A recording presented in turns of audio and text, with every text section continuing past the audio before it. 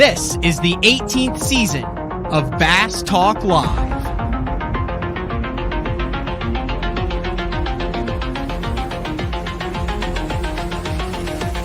With your host, Matt Pangrack. BTL is brought to you by Lowrance, Bass Cat Boats, APCO, Strike King Lures, Sunline, Big Bite Baits, Spro, X-Zone Lures, Gamakatsu, The Bass Tank, Denali Rods, and Pro Guide Batteries.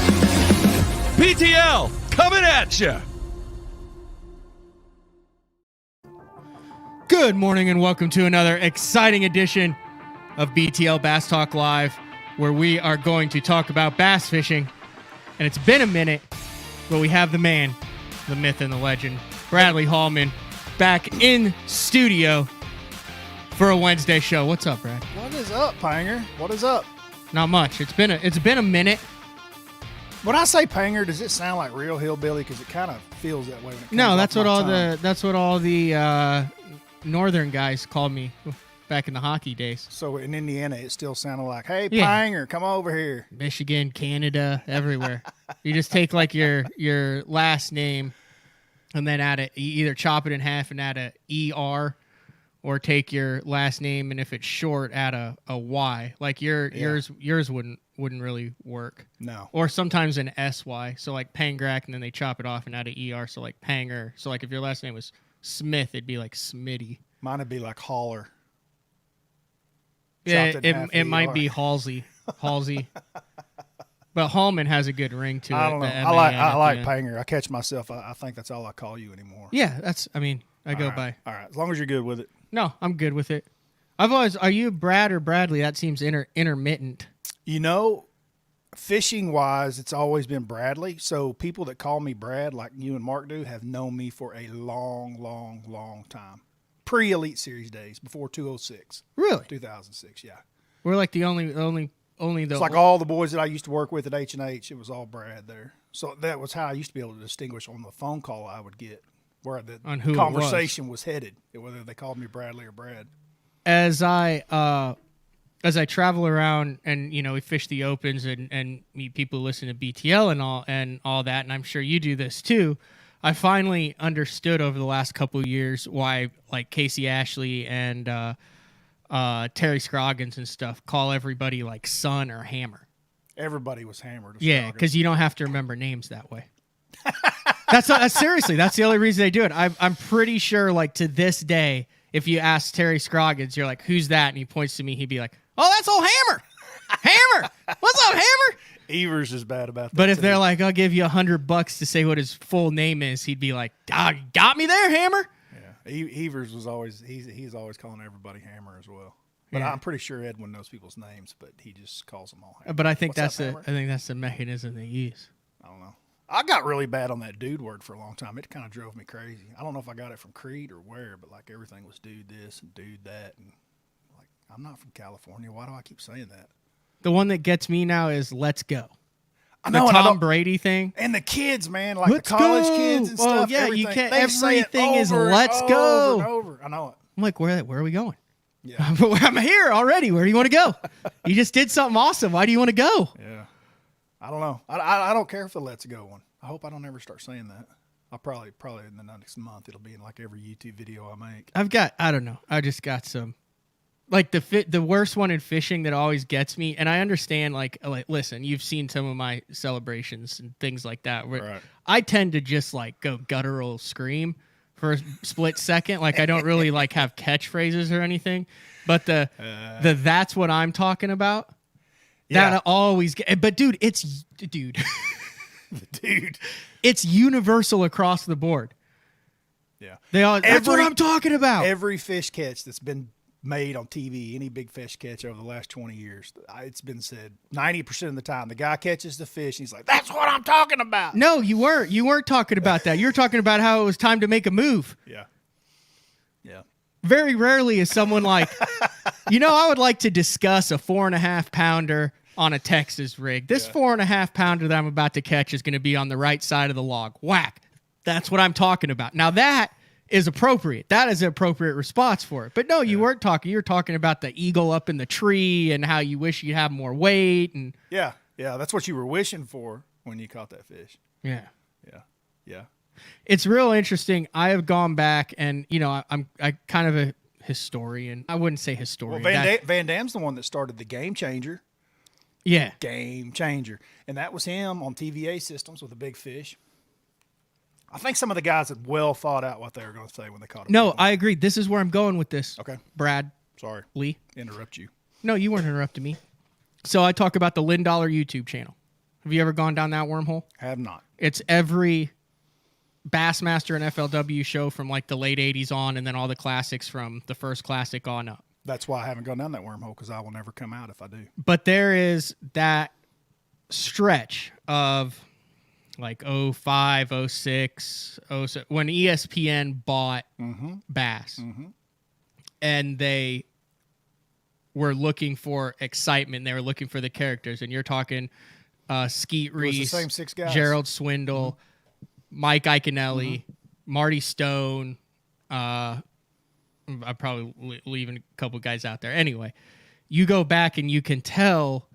I mean, they were pushing. I would love to talk to someone who could openly talk about that, like what their marketing strategy was, but it was catchphrases and explosive, it's like, and it's kind of come full circle where now you still see guys getting pumped up, but it doesn't seem as choreographed as it once was. I don't know. I mean, it's still that way with Bass. They've got the little role that they play right before every show starts and like after commercials, and it's Iaconelli going, "Look at the size of that bass," and I hear it over and over and over. "Look at the size of that bass."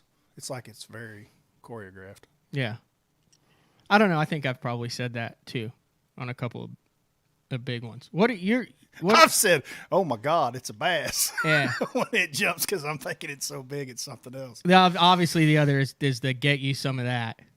Yeah, because that's kind of that was Ish was one of those. He was one in that group, right? But I'm cool with the OG guy who's saying it when it's natural. But it's weird how like the cooking with gas, that's what I'm talking about. The get you some of that. The get in the boat. Ish was pretty pumped on that great big one at Amistad when he won there. Yeah, but that was natural, I thought. I mean, that wasn't like planned, right? Yeah, no. But I mean, obviously it's cool, and then it like seeps into your subconscious, and then it just blurts out with a lot of guys. And I don't dislike anybody. If you're listening, you maybe have said that thing. It's fine. I get it. I understand how it happens. There's moments of me and moments of you. Yeah. I mean, you don't get as jacked up as I do. I have my moments. I just tend to save my butt in the last minute, so I've always got a lot of stress. It seems to be like a thing. I mean, and not even to like top 10 or win, just to like not suck as bad. I've had a couple of them through the years where people are like, "You didn't make a single gesture. Like, what's wrong?" And I'm like, "Dude, I think I was just so freaking nervous, and I didn't even know the way to act." Yeah. I go back and forth on it. Like, how much of it is the entertainment factor? How much of it is like drawing attention to yourself? But it's an individual sport. You're out there in a clown jersey with a camera on you watching you. Like, you have to have some sort of reaction. Yeah. And then if you don't have a reaction, you get skewered like Cliff Pace. Yeah. I agree. Goes both ways. And I've had both reactions, so I don't know. It's People just complain about anything. They do complain about both sides. Yeah. Clickbait, not enough clickbait, too much clickbait. So you fall off the map every now and then. I know, Brad. Like, we'll talk like every day. You'll talk, and then I'll get a call from like the Birdman, Kurt Dove, and he'll be like, "You talked to Bradley lately?" And I'm like, "No." He's like, "He's in one of his deals." It ebbs and flows, but recently, over the last couple weeks, it seems like you have hit a second wind heading into the second half of the 2022 season. Yeah, I took a break from YouTube for a little bit. I still dropped a few videos, but it was probably just like one a month. But we're back on the 2-a-week schedule. Dude, that thing is a grind. It's just kind of like you doing this show right here, where you come in and you know what it's about. It's there's a lot to it, and it just adds up. I mean, The podcast part would be great if I could just turn on a camera and film for an hour and talk and turn it off, and that'd be great. But my part of the YouTube is just more editing and more filming and more work, and I don't like this and you like that, and then you make one. And dude, I went and shot a fishing show for wasn't my YouTube, but for Falcon Rod's YouTube. Took the entire day. Oh, you went yesterday, didn't you? I picked the lake. This was a month ago. Oh, okay. It was right after the floods. Okay. I picked the lake. I went to Keystone because the lake level looked correct, and it had just come up a few days before. And I spent the entire day from 8:30 in the morning until, I don't know, 5 o'clock in the evening with a camera guy on the boat that works for Falcon, that does all their editing and does their YouTube channel. And I had one 10-inch bass to show for it. So basically we just wasted the entire day. Those are not things that you want to write home about. They suck. The water was gorgeous. I mean, I flipped the entire day. I never put a flipping stick down. Well, I probably threw a swim jig and a spinnerbait, but I never left 5 foot of water. And there's nobody up there. I mean, fish or people? Fish. There was no one on the lake. And I think that was the night of the jackpot. I don't know what it took to catch them that night, but that was the jackpot that they weighed in like 3 fish probably, or 4 fish. Probably. It was freaking horrendous. Horrendous. It was terrible. But when it gets right, it gets right. God, it was beautiful. The only thing that came good out of that day was a few still photos. That was it. Because it looked like the promised land, but it was not. Now, I know you were looking for a specific type of body of water to film. Recently, yes. Did No, that? we didn't know. I had a dentist appointment I forgot about. I had a crown put on yesterday. Man, how long has it been since you had your whole entire side of your face numbed? It's been a long time, probably since I got the fake ones from the hockey day. I thought yesterday I was driving my truck after this guy at the dentist, and I feel this wet stuff running down my neck. And I'm drooling? like, what is that? Yeah, it was drool, and it's because my mouth's so numb. But then you don't feel it coming down the side of your face until it gets to your neck because you're so numb. You want to keep going? Oh my God! No, I don't want to keep going. Anyway. But yeah, so you're, like I said, you were kind of a month or two off, but now you've come back with 3 or 4 videos in the past week. It seems like every 3 days you're back on track. Got an awesome one dropping tomorrow, as a matter of fact. Awesome one. Probably one of the best ones I've done in a year. So look for that one. What's that? What's that on? You want to tease it? Yeah, I can tease it. Let's see here. My phone won't open to my face, but it is going to be Why Your Electronics Don't Work, Secret Settings. How's that for some clickbait? That's nice. It's a nice video, though. A lot of information in there. Very valuable. Even you yourself probably should watch. Are you doing any more of the high school stuff? I haven't done any of the high school stuff. I've had a lot of people reach out for it. Man, it is just, I've got a week invested in one of those.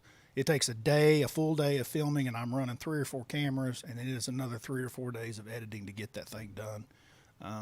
I love doing them. They're probably one of my favorite videos to do, but the view count was not as strong in that series as I would have liked for it to have been, and I probably should have just kept doing them, but golly, it's a tremendous amount of work.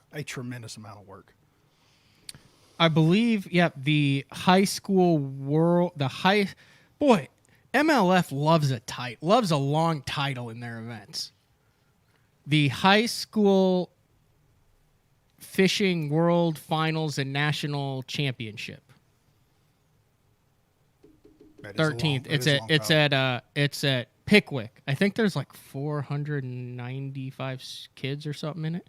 I had a buddy of mine call me, speaking of this morning on my way here. He'd sent me a message at 5 a.m. So for you guys in East Tennessee that are messaging me at 5 a.m., it's actually 6 a.m. where they are. We are an hour difference here in Oklahoma earlier. But anyway, so I'll wake up to this message, and he's kind of concerned. Hey, man, I need about 10 minutes of your time.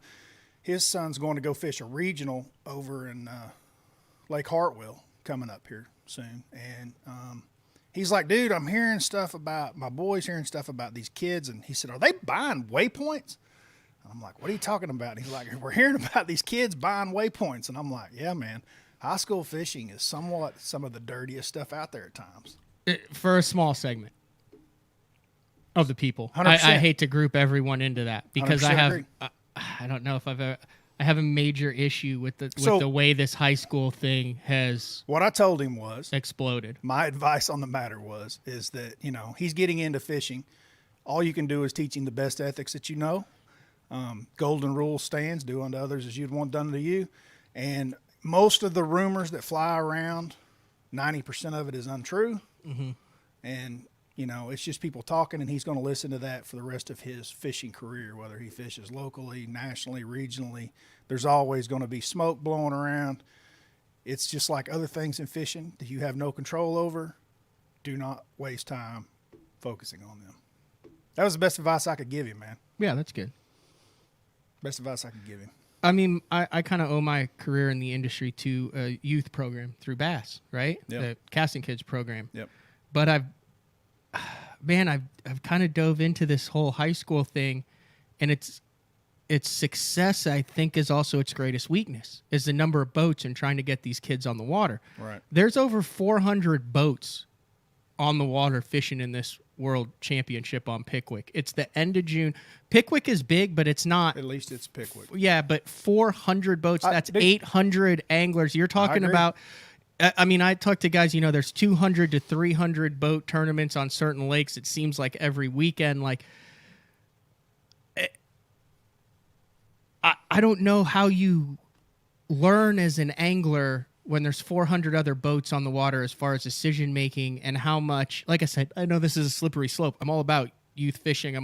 But I think there becomes a time where it becomes more results driven as opposed to building a foundation of a solid angler on the water, to where you're not able to learn and grow because you're always around other guys. It's always intense. You're always trying to one up. It's about the jersey and the competition and doing well. Like, opens aren't fun with 230 boats. Now add 2 guys flogging the water with a boat captain and 400 boats and 350 boats. I don't think there's any way. And then, you know, take the money that it goes into that. I don't think there's any way you can build a foundation and learn as an angler in that environment like you could.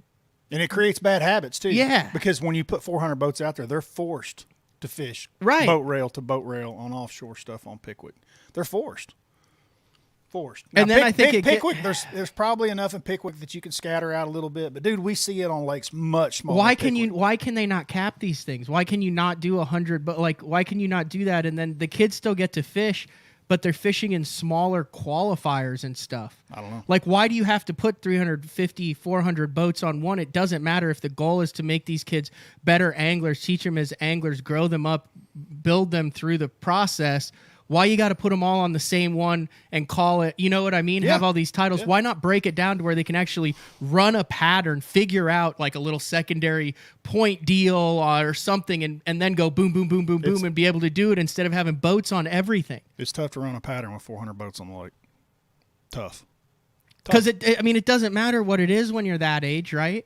Like I'm all about first, second, you lose, you win, you get a trophy, you don't get it. Like, I'm all about competition, but healthy competition, not especially at that age. That's what I'm saying. Yeah. I mean, it'll come off, Panger hates high school fish. No, I love high school fish. No, I'm all about it. Rayburn was running down in Texas. They were running 800 boat tournaments. 800 high school boats.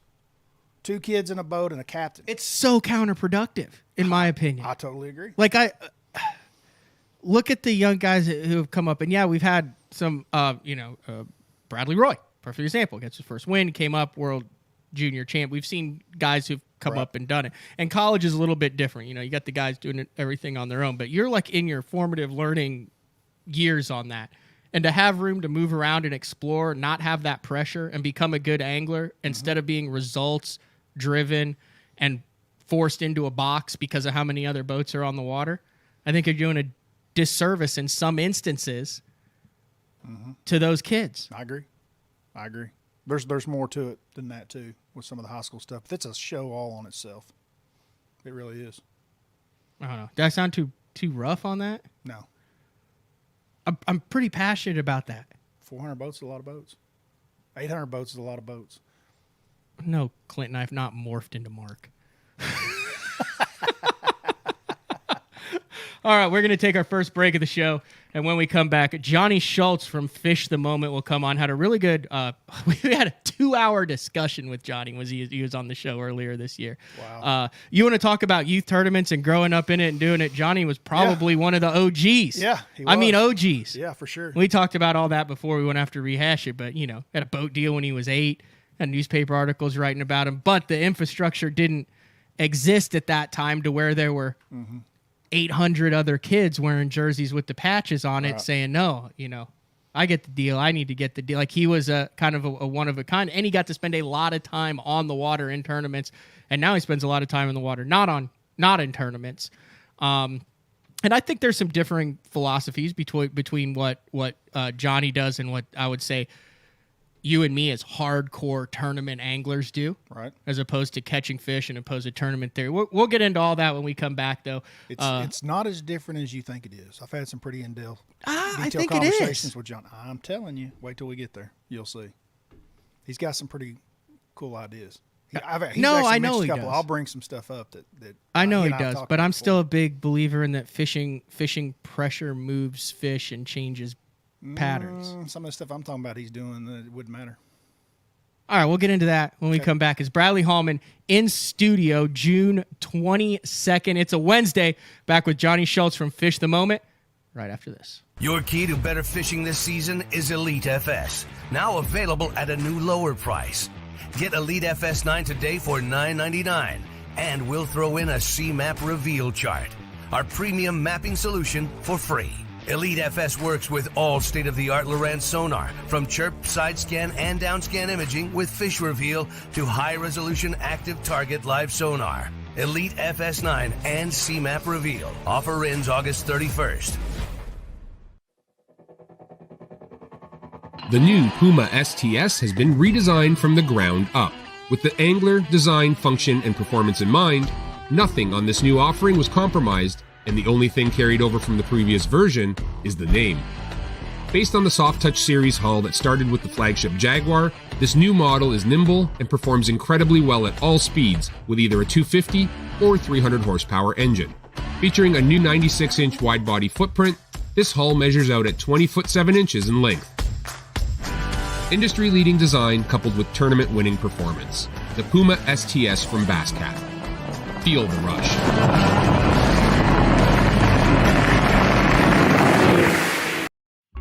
Elite Series Pro Daryl Gleason here.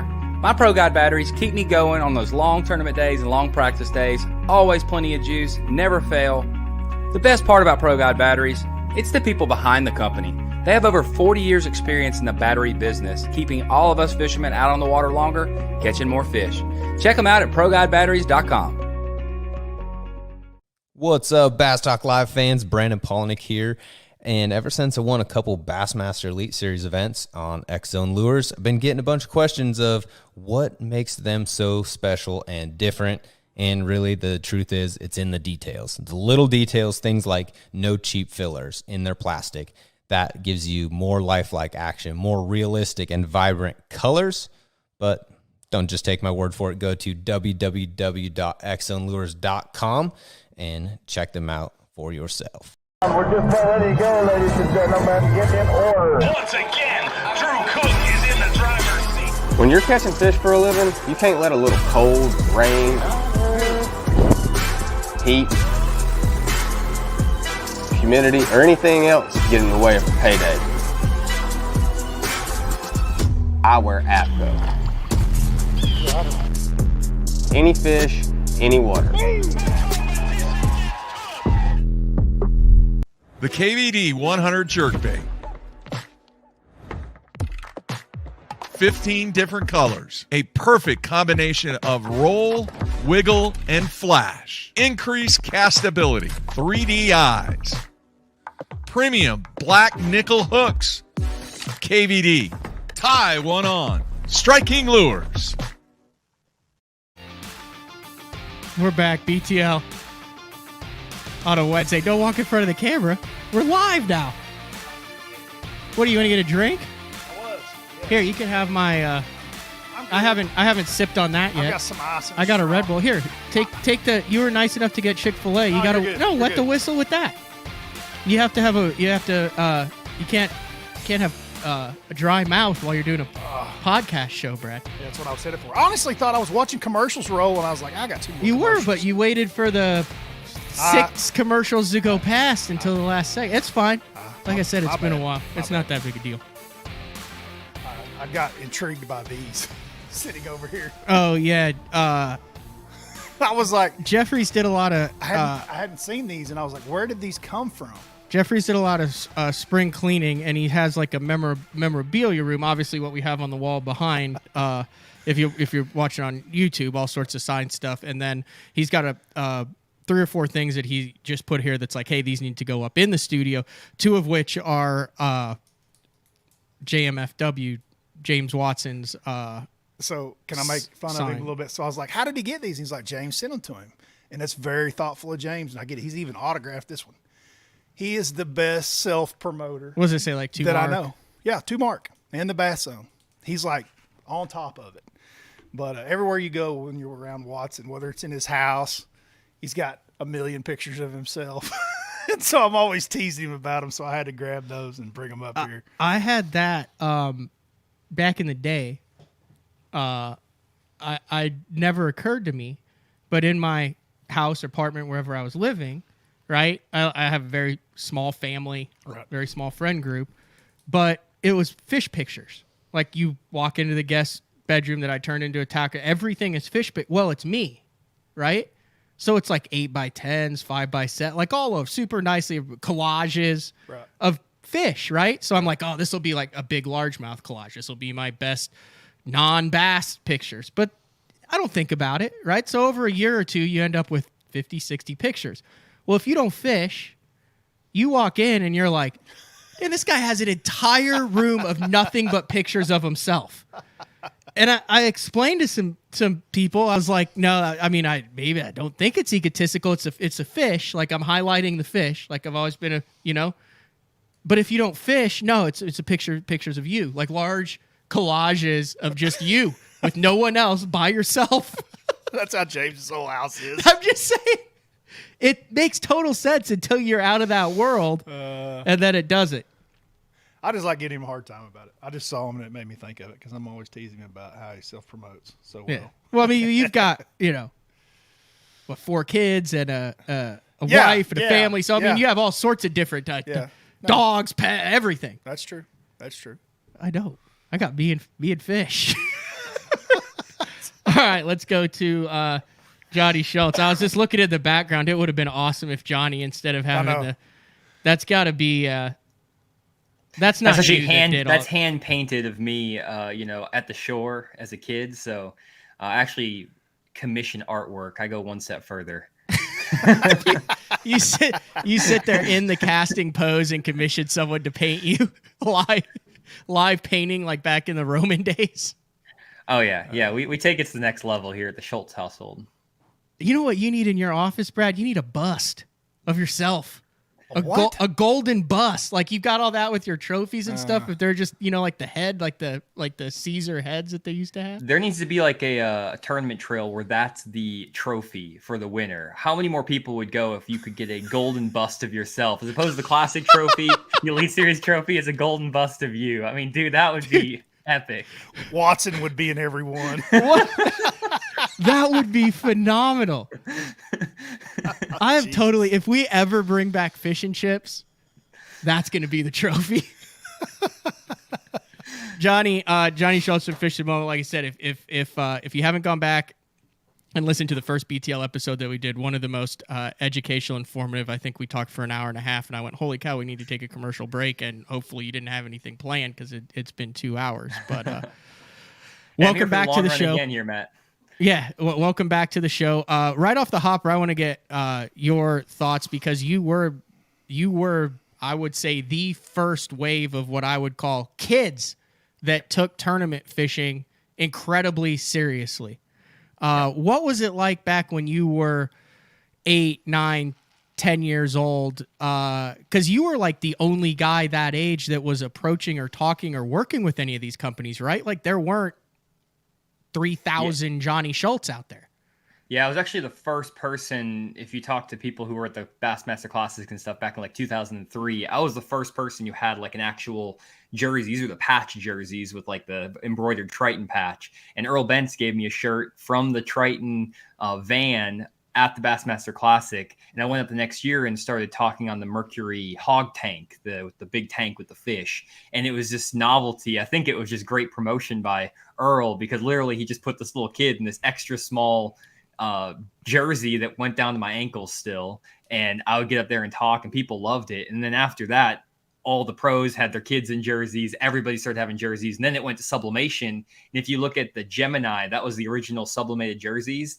If you look at the original website from the first designs, it was like KVD and like Gerald Swindle and then my jersey. Like I was like the third jersey on Gemini library. So I was in the sublimation game early as well. So not just the commissioning the paintings, we also get sublimation. We get it all over here. So, but no, it's interesting. I was listening to what you guys were talking about the youth fishing, about the Pickwick tournaments, 400 boats. And I mean, I used to fish the high school, that same tournament, but when it was on Lake Dardanelle, and there was like 300 or 200 boats in those tournaments on Dardanelle, which is small. And fortunately back then there wasn't the setup side by side boat rail to boat rail. This was back in 2012, and it wasn't like part of normal fishing etiquette. So I was able to get some offshore juice to myself. And I think I finished like second and third and fifth and seventh or 10th or somewhere in there. Like in the 4 years, I was in the top 10 every year. And it was because I had those offshore schools to myself. I was finding them myself. Not that many guys were doing that. Now I can't imagine, because one, you got the boat captains who are a lot more involved in the fishing, which I think is good and bad. Because when I started fishing the youth clubs in Wisconsin, I would go out with a random guy. It'd be two random kids drawn into a random guy's boat. You just picked out of a hat, and you go fishing. And you don't have your dads practicing for a week ahead of time trying to find these fish. It was like they were trying to teach you how to find the fish day of. They didn't have any incentive to like try extra hard to get you to find fish. They let you make decisions. And now it's like these guys practice. Some of the dads are practicing more than guys are for Bassmaster Opens for these high school tournaments for the kids. And it's like, are those kids really learning how to fish, or are they just sitting there and casting and hooking them and getting this unrealistic expectation of what fishing is? That's kind of my thought about it. Well, to me, it's kind of, I'm older than both you guys, and quite a bit older than Johnny. When I was a kid, growing up and playing baseball and football and whatever, we played everything, but a little small town there in East Tennessee. But our baseball season was consistent of our small town in Harriman, and there was 5 or 6 baseball teams that had anywhere from 10 to 12 kids on it. And we were sponsored by, the VFW or the AMVETs, and those are the teams that you played for. And I think I played for DAV, Disabled American Veterans, and that was our sponsor on our team. But, it was voluntary, dad coached, and everybody just had fun. And we only played, 8, 9 games a year. And, now, these kids play all these different traveling leagues and everything else. And, everybody's child's going to be the next Mickey Mantle.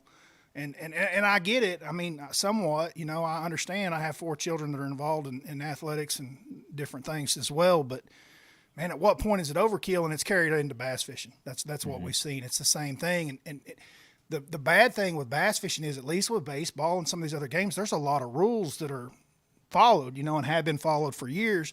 And in bass fishing, there's so much that's just gray, right, or untalked about or unwritten rules, and they're not being passed along. A lot of the parents aren't from the fishing side, like they weren't raised fishing. So, cutting somebody off, well, there's no rule that says you can't pull in front of somebody. So, there's a fish there, go get it, And I think that's what we're seeing and what's being taught. And then it's happening to one another. Then you take these giant fields and put them on smaller bodies of water, and they're kind of forced. There's no, if you want to fish, you're going to have to be in front of somebody or behind somebody. That's just the way that falls in place. But anyway, I didn't mean to get off on the high school thing. We never meant to do that today. Listen, let's put a bow on it.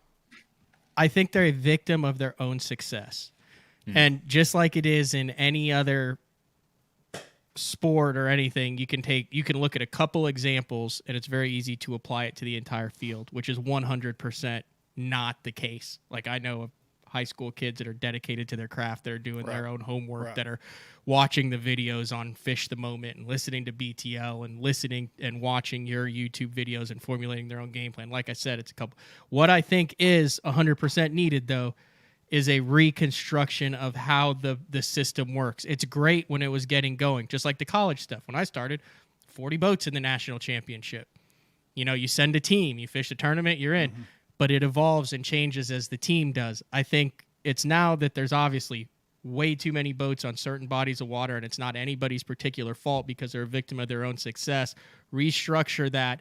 Focus more on the learning. If that's like a almost like an organizational curriculum for some that gives kind of some guidelines for it, limits the field, gets the kids on the water on a regular basis in a conducive learning environment to become better anglers and enjoy it for the rest of their lives and buy stuff and stay in the industry and keep it moving forward. I think that's kind of what we've come to the conclusion. I wish you could put a bow like that on my fishing career and just make me feel like into this show. Like, you don't have to do it publicly, but just to me, and then I can walk out the door and have a nice day. I would enjoy that. Your fishing career is weird because I thought I had it all figured out, and then like you go to Florida and Ned rig a canal while I'm punching it, just throws it all out the window. One thing I would say on that too, just kind of add something to that, is I think the one thing about fishing that is different from a lot of other sports is that failure is commonplace in fishing. And I think that to be able to enjoy fishing, you have to enjoy failing and then trying to figure it out again. And I think I've seen a lot of kids in the high school programs that their dads would hire guides to take them out every single tournament, before the tournament, even during the tournaments, they have guys who take them out. And these kids would go out and they would catch fish all the time. And then they would graduate from the high school programs, let's say the college, they would go to fish college and they try to find the fish themselves. And they get discouraged because they're like, man, fishing's hard if I don't have a guide or my dad taking me out fishing. And then they completely lose interest because they never were forced to fail. I failed all the time, didn't catch fish, just sucked. And I fished a lot of tournaments growing up, but I never got that depressed or sad or upset when I didn't catch fish. I was just like, okay, I'm going to use this to learn. And I learned that about fishing. And I think that's one of the valuable things about fishing in general, is that it's a very humbling sport. Nobody's the best angler on the lake any given day. There's always someone who's going to figure it out better than you most of the time. And learning how to deal with that and overcoming that is big. But when you put these kids in boats with guys who are practicing, getting all this info, whatever it is, some of these kids, they literally are always catching them. And I don't think that that's good necessarily, because their dads didn't always catch them growing and learn how to do it. So I don't know. That's another thing I would say is just that's crucial to fishing, is that learning to fail. I totally agree.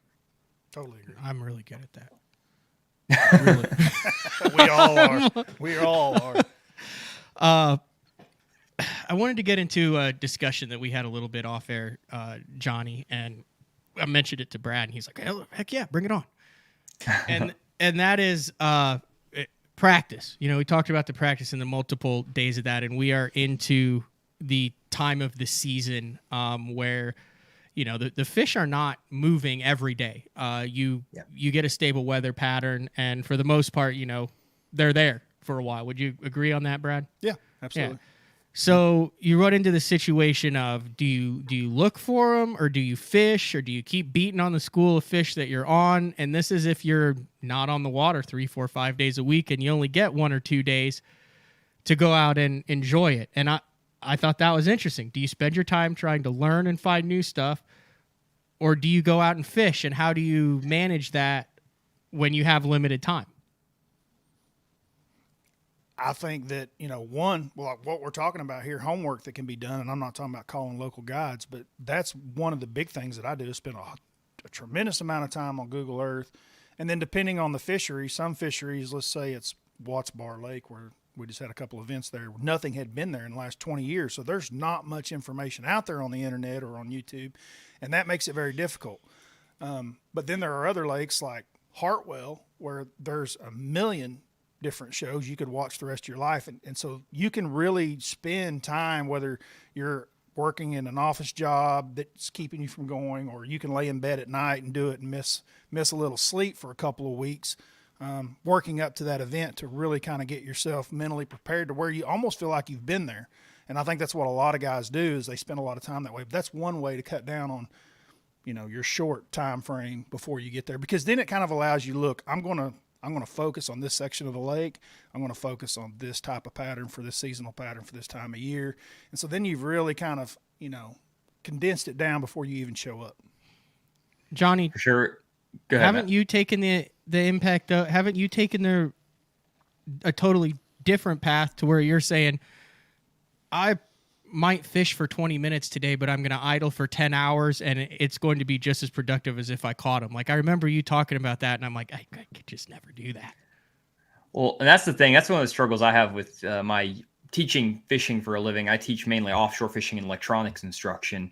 It's very hard to get a guy to drive around in their boat and not cast and just look at their fish finder for 3, 4, 5, 6 hours. And it's very hard to translate that in my videos because I'll talk about, hey, I graph for 6 hours, but I don't show myself graphing for 6 hours. All I show is I pull up on the school of fish, catch 15 pounds, and on with my day. And one thing that I've found is that I basically fully focus on offshore fishing 365. It doesn't matter if it's the middle of the spawn, if it's the fall, the summer, like it doesn't matter to me because that's the type of content I make for my channel. And there are days where I literally will graph the entire day and never make a cast. I won't fish on certain days because what I'm going out to do is I'm trying to find fish to catch for videos. And for me, every single day that I go out there and don't catch fish is a wasted day for me, for my business. It's wasted gas money. I can't afford it. So what I end up doing is I will graph for as long as I need to find a group of fish that I can catch. And I've had tricks and stuff I've learned to, tell if I'm looking at a school of 5-pounders versus a school of 3-pounders. Is that group of fish active? Can I come back to it in an hour? Do I think I can come back to it in an hour? And the fact is I've spent thousands of hours behind my fish finder and I know how to do that now.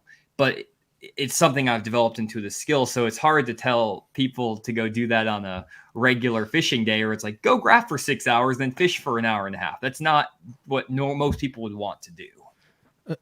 Listen, I'm just spitballing here. Why don't you put out a 6-hour video where you literally turn that thing on? I'm going to show this video and it has millions and millions of views. It is 10 hours of Nick Offerman sitting next to a fire sipping on whiskey. 10 hours. Look, 10 hours and 32 minutes, right? What does the end of that 10 hours of sipping on whiskey look like? It's just him standing. It's just him sitting there. It has... My wife will tell you, you don't want to see hour 8, just 9, that and 10 one of me has after whiskey. has millions of views on it. I think it would. You really want to hammer home the point? Turn that sucker on at 6:30 in the morning and put a video out of you idling until 2:30 in the afternoon and finding one school of fish at 11. I like it. Yeah, it would. I think some people would get it. A lot of people would be like, "This is ridiculous. I'm never fishing offshore again." So that's the trick, because that's the kind of where I wanted to get into this too. Is like, it's hard because when I go fishing on the lake, there's 2 approaches I think you can take. And this is my opinion. I don't know what I want to get your opinion as well from you guys. I think that there's either you're going to go find offshore fish or you're going to find out how to catch a fish in a given area. And I think that finding how to catch fish in a given area is probably more enjoyable for the average angler. And what I mean by that is, let's say that we pick an area on Grand Lake. You guys are all familiar with Grand Lake. So let's say we go into Drowning Creek. Well, if you pick Drowning Creek, let's say you pick the back half of Drowning Creek because Drowning Creek is massive. You could say, I'm just going to go out there and I'm going to figure out how to catch them. Maybe you'll go and graph the key offshore spots, just check all the obvious community holes. If there's fish loaded up on them, maybe then you can catch a couple fish. Then you can also maybe graph for some out of the way shell beds or rock piles or whatever you want to graph for. You can build that. But if you graph 5 community holes and don't see any, okay, now I'm going to go try to flip some docks. Now I'm going to go try to fish some bluff walls. Now I'll fish some flat banks and maybe try to find some brim beds or whatever it's going to be. And you can experiment that way and you just stay in that area and figure out how to catch them. And I think that's a very enjoyable way to fish. For me, I can't really do that for my channel. I have to fish offshore. So I can't force myself into Drowning Creek. What I'm going to have to do is, in addition to just graphing, a lot of times if I go to Grand, I start and I'm in Ketchum Cove, and then I'm up in the Drowning Creek area, and then I'm over by Snake Island, Horse Creek, and I might all the way end up in Honey Creek until I find them offshore, and I'm graphing all these different sections of the lake, and I'm running my boat all the time, and I finally find them, let's say, in the mouth of Horse Creek, but I launch down by the dam. because I'm hunting that offshore bite and I have to try all these different sections of the lake to find it versus going to Drowning Creek and just figuring out how to catch them. And I think that there's two ways to go about it. They both, for me, I feel like are effective ways. Just some guys don't want to drive that much boat gas or spend that much time behind the steering wheel to do my style. Johnny and I've talked about this before. I don't think publicly, but just conversations that he and I've had either on the phone or something. But and I'm not going to name any names, but a couple of good friends of mine that are, without a shadow of a doubt, some of the best anglers in the entire world, and no one would disagree with that if I said names, but I don't want to mention names here. So they do what Johnny's talking about. They spend the majority of their practice idling. What they are looking for, more so than schools are great, and that's fine, but they're really looking for a needle in a haystack for little things like a single lay-down log that no one's going to see that's laying in 4 foot of water. You know, it's not always in 20 and 25 and deep like people think. They're looking for little things, and the reason they're looking for those are back to what we were talking about, these field sizes with tournaments. It's the last thing that's going to get plucked, and they are such excellent all-around fishermen that they just don't require much practice time for the bank, and they consider the bank as low-hanging fruit in a multi-day event. So day one, they jump out there with everybody on the easy stuff that you see on the bank with your eyes or with Google Earth, and they haven't even practiced it for the most part. And then as that starts to dwindle, either in that day or through the event, then they slowly start to gravitate out to the stuff that Johnny's talking about, and they get stronger. And, you know, it's amazing how they do it and how they can do that with so much confidence. Not really knowing what's there. Dude, they spent the entire time idling. How can you go catch a 20-pound bag on the bank? But they do sometimes when the bank's offering that up. And then if they can do that, those are the tournaments that they win a lot of times too. And they win a lot of them. But that strategy that Johnny's using works, like, big time. What if you never find anything? That's what my fear is. If you never this is a thing, Matt. Yeah. What if you don't find anything? What if you idle for 2.5 days? They have zero problem going to the bank with everybody else first thing in the morning. Zero. If you don't find them offshore, Matt, this is what I say. If you can't find them offshore, there's two things. One, not to be harsh, but you just kind of suck at finding them offshore. Or the second is that there's not enough fish offshore to sustain yourself for an event. And it probably means there's a lot of fish up shallow and you can just pick your strength. If you're a good jig fisherman, go fish a jig. And the thing I find, how many times, Matt and Brad, do you go fishing in an open after 3 days of practice and catch them exactly how you caught them in practice? How often does that ever happen? Hardly ever. It happens pretty regularly to me, but I fish really different than It doesn't Brad. for me. A lot of times, you know, I find fish, and even when I find them, I think of one lake in particular. When I found them, there was current in this section of the river, and I was like, man, I mean, the bite was incredible, Johnny. It was like every flip on this outside edge of the grass line, and I could tell by the way they were biting. I could tell by the way they were positioned.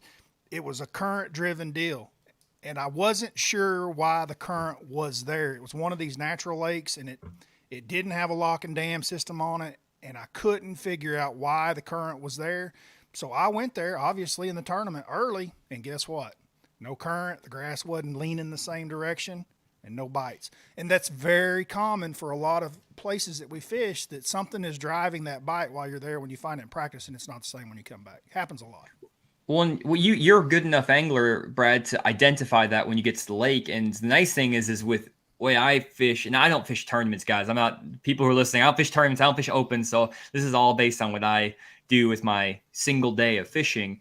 But if you drive around the lake as much as I do, just knowing like I will cover 15 miles of Grand Lake in one fishing day, I'm driving by a lot of stuff, and I'm going to see the banks where the blue herons are on it. I'm going to be graphing, and as I'm graphing, I'm going to see, oh, there's a bunch of shad around these boat docks, or I hear brim pop in or something. You can then get that other information, and it's not like you're not learning anything. You also, while you're graphing, can observe other stuff. And then in my head, I would save that, and I'd say, okay, if I don't find anything offshore, that bank was loaded with shad and blue heron. I'm going to start there in the morning and throw a buzzbait because I know I love throwing the buzzbait. I'm going to try to catch him on the buzzbait, or I'm going to go throw a square bill down this riprap because it seems like that's the deal, whatever it is.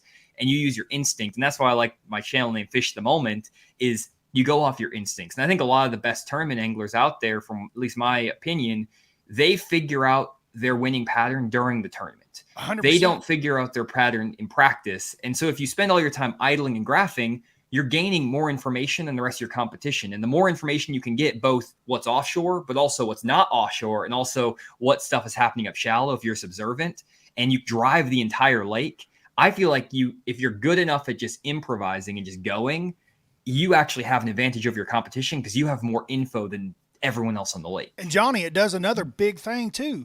Like you're observing all those things up shallow while you're graphing offshore, and then, dude, it leaves you open-minded. It's not the guy that's, and we've all had them for roommates, right? It's not the guy that's ordering from Tackle Warehouse the night before, getting everything overnighted, the exact same color of bait, 6 of them, that he got, in the exact same color, because, it's got to have that little chartreuse fin on it or they're just not going to eat it.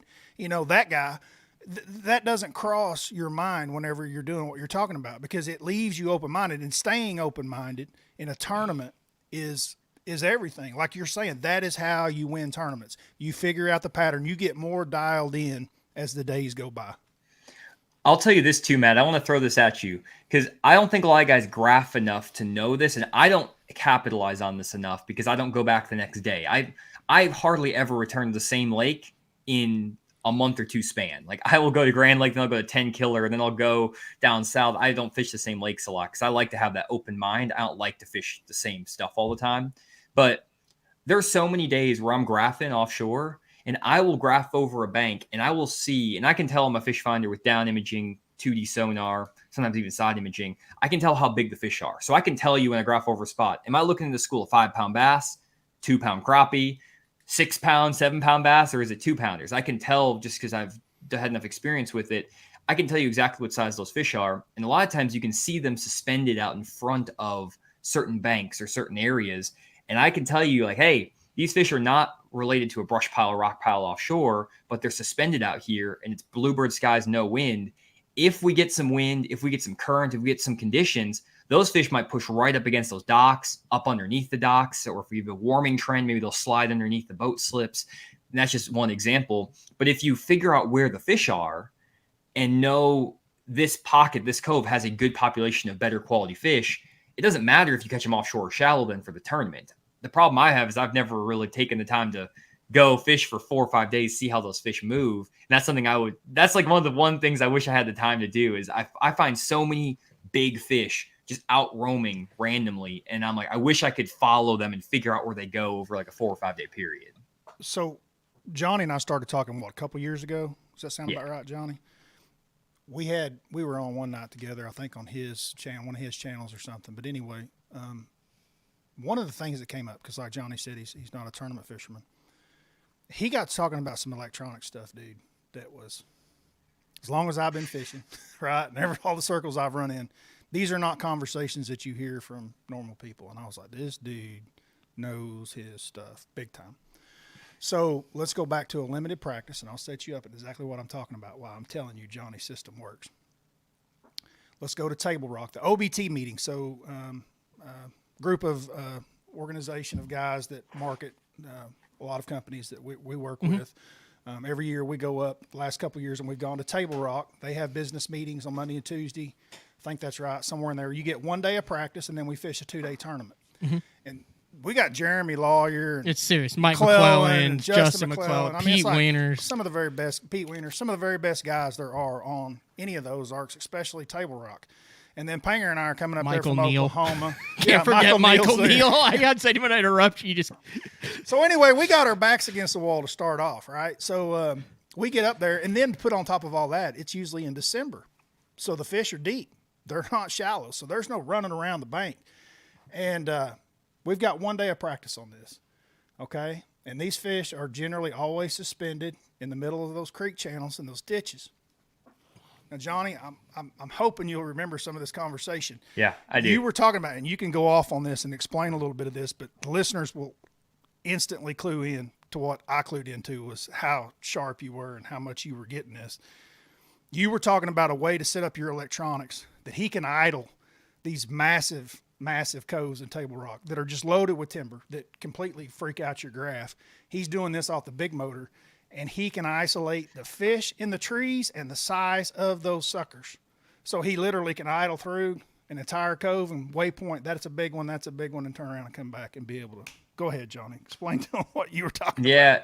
So this is something with the fish finders. You have to kind of use it is a really advanced technique. So it's not something I'll recommend guys just like try to go do and like, hey, I'm gonna do this in my tournament tomorrow and just go do it. But you can do this with brush piles too. This is not just a standing timber deal.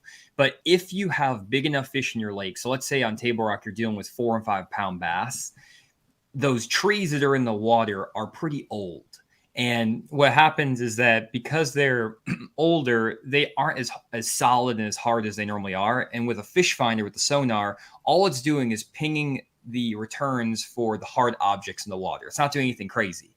Well, a 4 or 5 pound bass, the center line of the bass, lateral line, it's a pretty solid return from the fish finder. And so what you can eventually do is turn your sensitivity on your fish finder down to an extent that you can eliminate all the trees. The trees disappear from the graph, but those returns from those bigger bass still show up. They're very faint. You barely see them on there, but you can eliminate all the trees and barely see those dots on the screen. You won't see any bait fish. You're just going to see those bass. And you have to use a combination of down imaging and 2D sonar because you can remove some of the trees on both, but you have to kind of use both. And it's not one of those things. I have to have them side by side, down imaging, 2D sonar. And you can also do this on side imaging. You can eliminate the trees on side imaging and find some of those bass at times if you're not in super deep water. Like if you're on Table Rock, side imaging doesn't work that well because you don't get enough of the screen showing up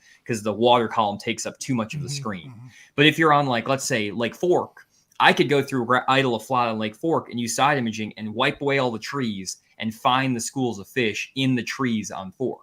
Same thing with brush piles. You can graph a brush pile and you can eliminate the brush pile and see on Grand, there's a 6 pounder in that brush pile right there. And I'm going to go back and fish that one. I'm not going to waste my time on this one with the 2 pounders in it. Now, this is not easy and it takes a lot of tweaking, and I'm constantly switching my settings. Like, I'm changing my settings nonstop on the lake because water clarity, depth of water, all these things affect it and mess it up. So I'm on here changing everything all the time. But if you get there, you can literally idle for 6 hours and I can say these 12 groups of trees have big ones in it and I can come back and fish them.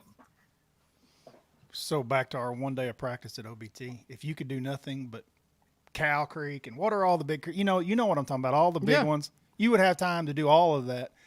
There is a gazillion trees in these pockets that we're talking about. And he's talking about wiping them away, dude. I mean, you're literally, he's finding the needle in the haystack like that. It makes sense. Yeah. Especially on an old lake.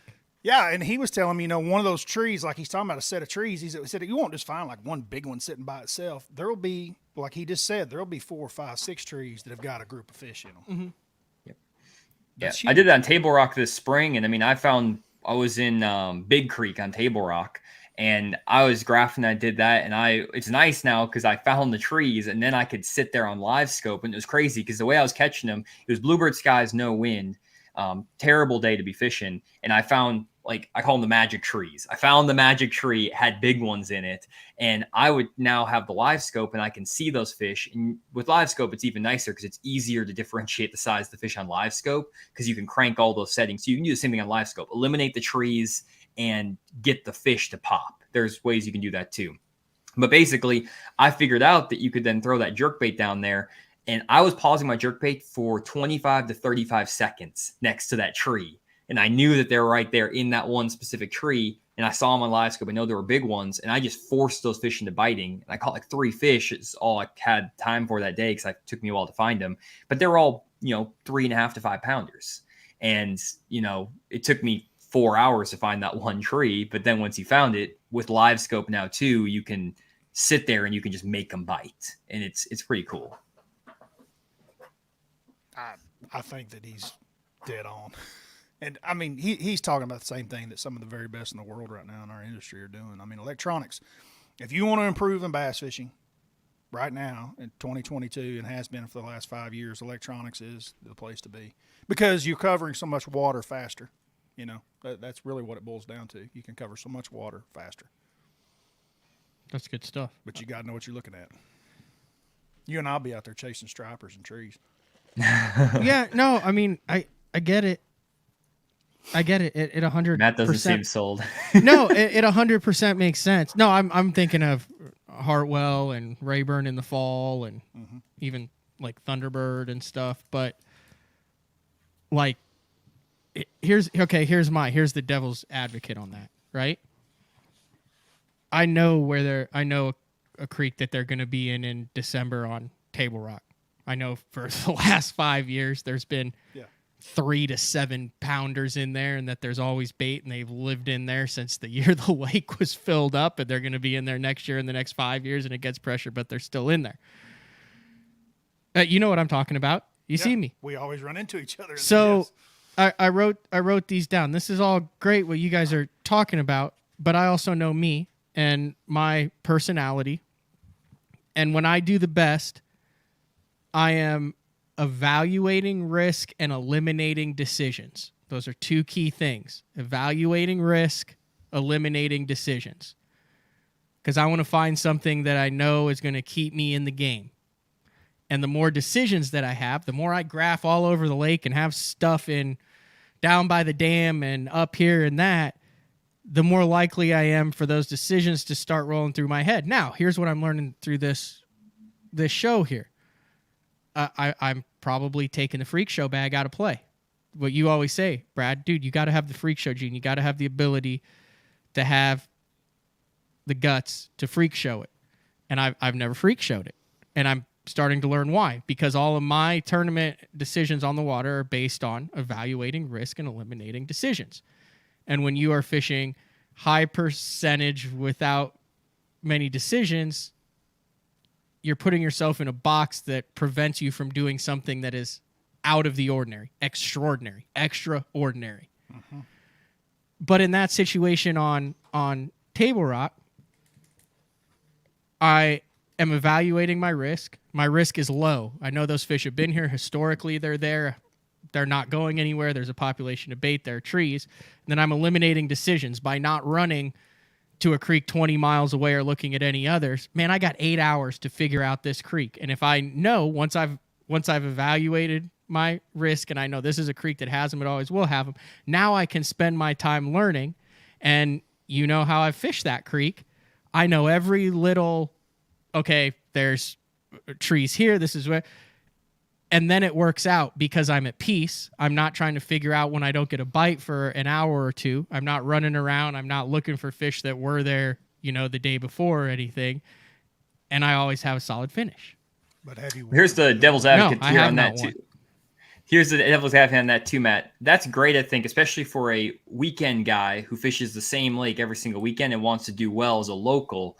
But let's say now we take you away from Table Rock. We take you up the road to Lake Stockton. And you have a tournament up there. Yeah, you have no idea which Stockton. creeks.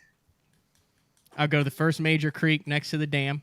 I would start by looking for horizontal and vertical structure in the water, depending on the time of the year, because fish will never leave horizontal and vertical structure because it provides safety and also an ambush point. And I would start. I would start at the mouth because I feel like the bigger ones are going to be always closer to deeper water, and work my way back with 3 confidence baits. And if I find them in there, I'm not looking at anything else on Stockton, not driving anywhere else on the entire lake. And if I have 3 days of practice, I'm staying in that creek the entire time. Maybe in the front half of that creek the entire time if I'm kept finding the quality and the numbers that I think are going to be there. And that's that it. I don't care what else is left on the lake. Let's pick a lake you've never been to, though. I've never been to Stockton. I don't even know if there's a creek next to the dam. I have no idea. I've what are never your thoughts, Bradley? I want to get your opinion that's on how this. I do it, Brad. Is that not how I do it? Is that not how I do it? You've got a system. Listen, we're talking about a guy that goes through at the end of the year and writes down every fish that he lost, and he's got percentages of casts that he made and mathematically and Castledine was actually teasing him the other day. He's like, you got to tell Matt you can't make the elites by the same way that he statistically does the fantasy fishing. It's never going to work. And I kind of got what Todd was saying on that. You've got to do some of what Johnny and I are talking about. You gotta hang out there a little bit and try. I've done it this year, and I've left fish on the table that have cost me checks because I've bounced before I had a limit. Well, you've got to leave a little practice in your tournament. That's what I say. There's always got to be a little practice. And there is. That's the spoke and hub theory. You get your hub, but the spokes are your practice. So this is the thing that I always feel like with tournaments. I wish I would have the motivation to go fish tournaments. I just don't think I have the drive, and honestly, I don't think my lack of drive to fish tournaments would cause me to fail, because I don't think that you can go fish Bassmaster Opens half-heartedly. And I also feel like I would get too nervous to do what I currently do in the way I fish. And I understand what Matt's saying completely, because it's hard to just go out there and just wing it. If I didn't have the pressure of failing and worrying about all that stuff, I think ideally the way you would go about it is, do what I do, graph for 3 days, figure it out. Then you have the confidence in yourself to just go figure it out during the tournament. Cause that's how I've always caught my best fish always. And when I used to fish tournaments in college championships, stuff like that, and the college regional championship I did win, that's how I won it. I literally graphed for the 2-3 days, and I caught 19 pounds off a spot I'd never fished before in my life. And I pulled up their tournament day, and I was just like, I saw big gizzards out there, and I actually didn't see any fish necessarily, but it was a shell bed. I saw the shell bed, saw big gizzards out in front of it, didn't get a bite in practice. And I'm like, this spot's going to be fire at some point throughout this tournament. And I rolled up on it, and I caught 19 pounds. And if I hadn't caught them there in practice and said, this is a bad spot, I would have never won that tournament because I didn't take the risk. So here's something that's the difference between you two that I see. And I've learned this, and I learned this the hard way, a little bit different. I learned it at TVA this way because of the current generated. And I learned it the hard way. No one taught me, no one told me, but I learned the power of offshore school fishing and what happens when on TVA, let's just say Kentucky Lake, when it was the deal, you'd fished for hours and hadn't had a bite, and then you make a cast and you catch a 6-pounder. Next cast is a 7-pounder. Next cast is a 5. Next cast is a 4. Next cast is a 6. Next cast is a 5. You're like, holy crap! I've got 28 pounds, and I just did that in 7 casts. He's worried constantly about catching a limit, catching 5. What if I don't run into them? What if I don't catch them? And what you have is you have the history with the knowledge, and biggest thing here, you have the confidence that you don't need 3, 4, 5, 6 hours to work on a bag of fish. You need 7 casts. So if you just keep idling and you run across that group, and when you run across that group, it's going to be 7 casts, and I've got what I need. And when I run across it, I'm running across something. When you run across it, you're running across a group of fish that haven't been thrown at, nobody else has fished for. They hadn't seen a bait. They're down there. The big gizzard shad are there. They're fired up, and it's game over. And it takes you 10 minutes. I don't have it's not that I lack the confidence. It's that I'm evaluating risk. That's the first part of it, Brad. There's a 20% chance that you come across something like that. The other 80% of the time, does not have true, 20. He's got way higher.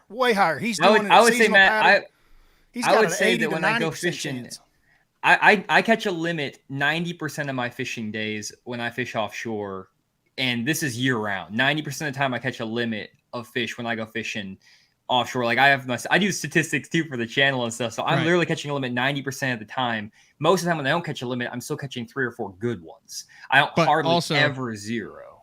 It's a weekday. And I understand, but you're teaching, learning, fishing during the week. I am specifically 100% tailoring this to a fishery that has been blasted for 6 freaking days, which makes with some of the best offshore anglers in the game fishing it. It makes his idea strong though, because he's still looking for risk. The risk. He's still out there where the least pressure is. I know I'm just going to ground the risk. Your risk of not coming across that or not finding that. If I have let's just say this: if I feel like I have a 75% chance of catching a 14-pound bag if I stay in one section and grind it out, or a 30% chance of catching an 18-pound bag, I'm taking the 75% chance, because you know what? I'll go into the last 2 tournaments of the year with the chance to qualify for whether it's a championship or the Elite Series. Whereas if I take that lower risk and it doesn't pan out, I'm done. I'm evaluating my risk and taking the mega sack off the board for consistency that allows me to fish at peace, and then, occasionally a bonus fish pops up. The guys that are doing his system, that are talking about it, they're guys with names like Jacob Wheeler, Brian Thrift. I know. Justin Lucas. I know. These are not guys that catch them 30% Yeah, they're top of the time. 0.001% of people. And they all have the same style of fishing. I know, but there's a freaking ton of guys that try to do that and suck at it, Brad. Because I think it's once you recognize who you are and recognize like I am not a Justin Lucas, a I'm Jacob not either, Wheeler. But Well, yeah, you are. You've won multiple tournaments. It's because I can't identify fish as fast and as quickly as Johnny can, as quick as any of those guys. So maybe can. for him doing what he's doing, he's evaluating his risk, and that is not a risky proposition for him. I was just talking for me. That is a risky proposition for me. So for it's him, not a risky it's not. proposition for all of us if we went all in on it. If you go all in on it, you're not going to have to do it for 10 years before you learn what you're looking at. No, I know. I just think Johnny's bad at it. I know he is. I know. Like bad in a good way. Yes, badass at it. Yeah. No, I'm not. I totally agree. Yeah. This is the thing. I understand though where you're coming from 100% on that risk side. And I think that is, I love your hub and spoke model too. I do. I know that's the other side of what I was talking about. When I was talking about going into Drowning Creek, Matt, I think your style is I'm going to go into Drowning Creek and I'm going to figure out how to catch him in there versus I'm going to go hunt the offshore bite. The reason that I like my style specifically is because I know how big the fish are. I can tell you that I have a really good chance of catching a 20-pound bag of fish because I can see on my graph these are good ones. And I know I'm putting myself around good ones. And I might only get bit. My math, this is my probability perspective on it, is if I find 30 schools of fish in practice, let's say it was for a tournament, I would assume that at least 75% of those are going to be found. They're going to be found schools of fish. So I'm only dealing with, let's say, 8 schools that I might have to myself. I can run all the community hole stuff whenever it pops up, and I can save a couple of those schools, maybe not schools. Maybe it's a log with 2 4-pounders sitting on it or whatever. Maybe only half of those work out. I still have 4 spots that I can still catch them on. And if I only catch on one of those spots each day, and I catch 3 or 4 good fish off that, and then maybe a couple more fish off community holes, I only need to get bit out of 1 out of 30 of my spots, maybe 2 out of 30. So that means that 1 out of every 15 spots I fish needs to produce a fish. 1 out of 15 spots I check, which is a really small percentage. It's less than 10% of the spots need to fire. And that's a pretty good probability that I'm going to get 1 out of 15 spots to actually So we did a Cherokee, isn't it, You What's that? You just started running high percentage. Didn't you just start running? I just got in the wind and went, Yeah. I literally just anything that had good wind on and I fished Yeah. and caught. Just running spots. Yeah. Like I said, I'm not saying this. It's obviously proven. That's, like you said, the best in the world are doing it. Well, you're about to do it too, so you're being a little bit hard on yourself because we're going to Oneida, and I know how you fish at Oneida, and it has nothing to do with the bank or a largemouth. You're going to spend your entire time offshore. And you're sitting here talking this game about how you would only do this and only do that, and you're about to spend your entire week offshore. Entire week. How much of that will you spend idling, and how much of that will you spend fishing? I will spend a lot of it idling just because I think the fishery will. No, but this is a unique situation. It's over 4th of July weekend. So I don't think that it'd be very conducive to fish when there's literally thousands and thousands of vessels on the water. So how do you feel about idling and graphing with a lot of waves and boat traffic, Johnny? I've caught so many fish with jet skis and boaters driving over my line.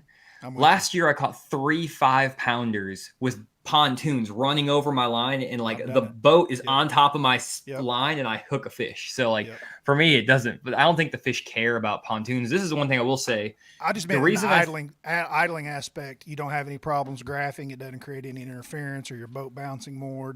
It does, but I can see through it. You just kind of get used to it. This is the thing about with the party boats and all that stuff out in the offshore. I think people get scared on the offshore stuff because of all the party boats and people running and being crowded.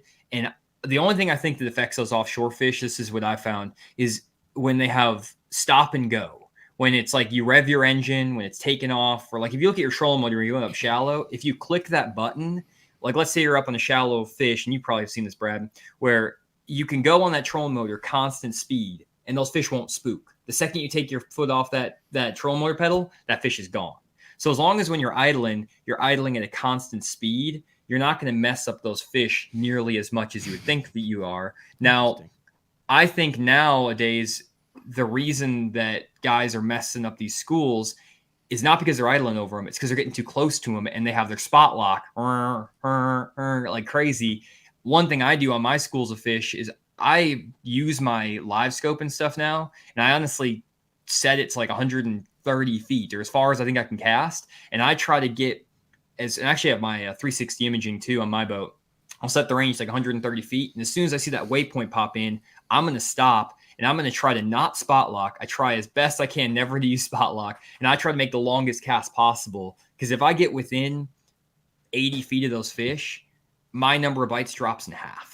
So I'm staying super far away from these fish. And that means I can throw a bait like a football jig and fire it out there with a single hook. And they'll eat that thing just as well as they will with a drop shot if I got within 30, to 80 feet of them and I'm watching them there on live scope. So I don't really look at live scope fish anymore. I just use it to stay as far away as I can.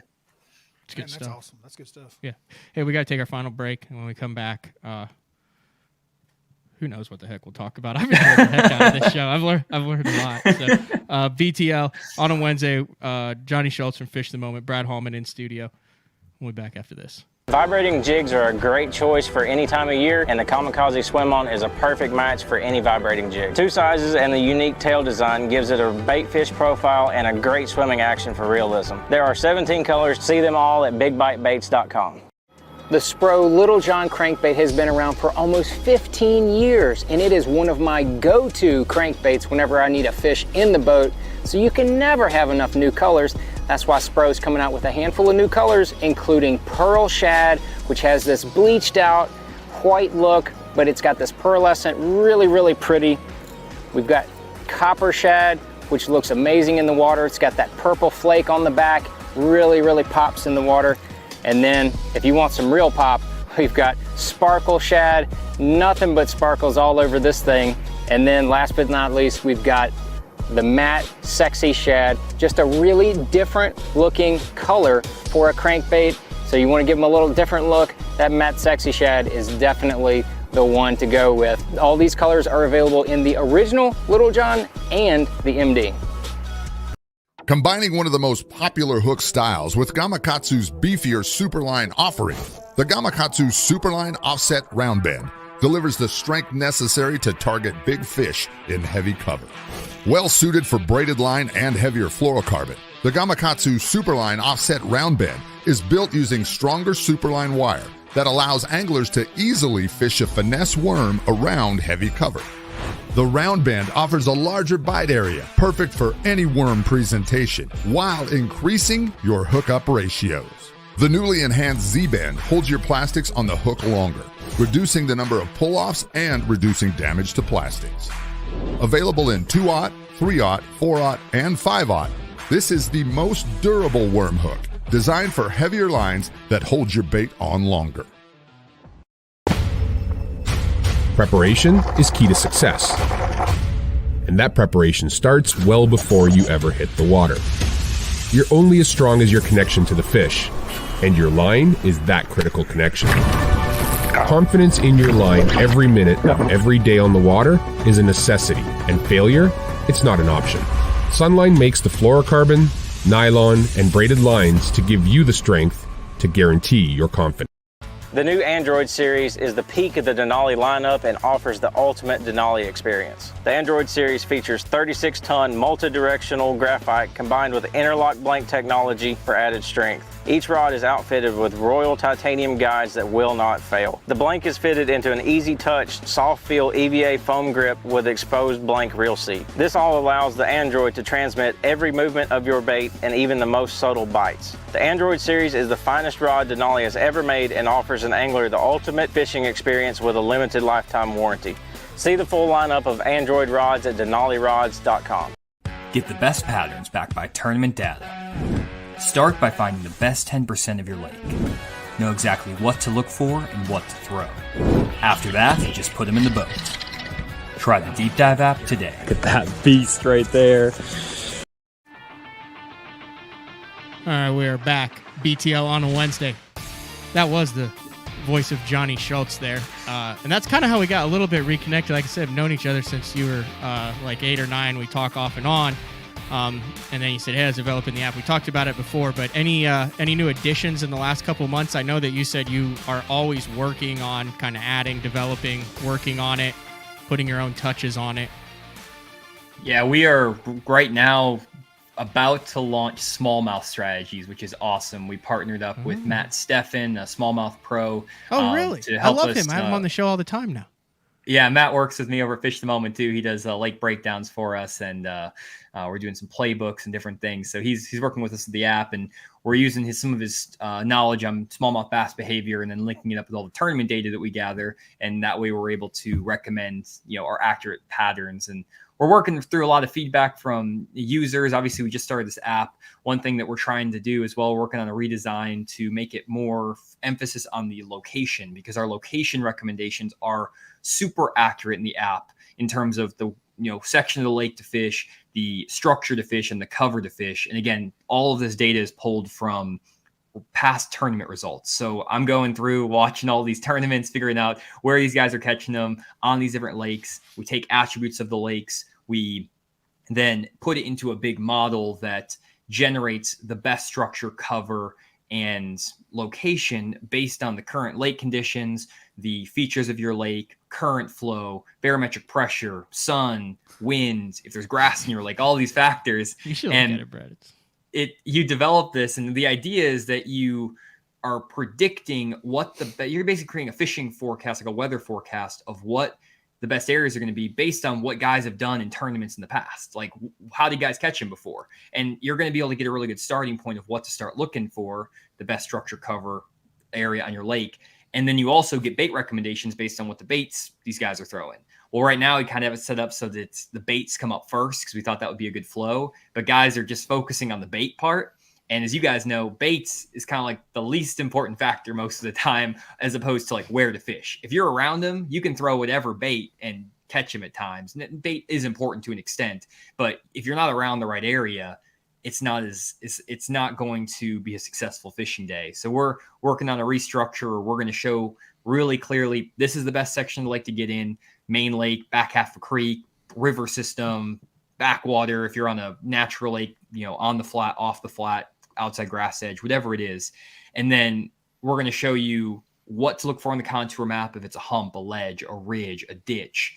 And then we're also going to show you examples of what rock piles look like on side and down imaging, what a shell bed looks like on side and down imaging. All that comes into the app, and it tells you what to go try on the lake. So that's the idea behind the app.